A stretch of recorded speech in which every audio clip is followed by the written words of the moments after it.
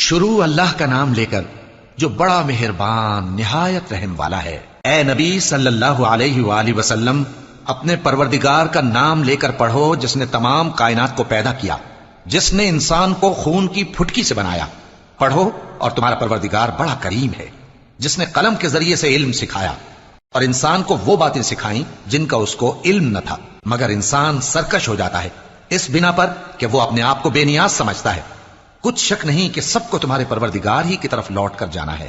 کیا تم نے اس شخص کو دیکھا جو منع کرتا ہے، یعنی ایک بندے کو جب وہ نماز پڑھنے لگتا ہے؟ بھلا دیکھو تو اگر یہ راہ راست پر ہو یا پرہیزگاری کا حکم کرے تو منع کرنا کیسا؟ تو اس کا انجام کیا ہوگا؟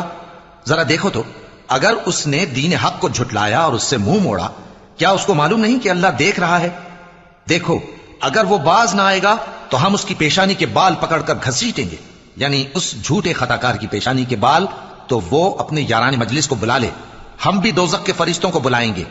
دیکھو اس کا کہا نہ ماننا اور سجدہ کرنا اور اللہ کا قرب حاصل کرتے رہنا۔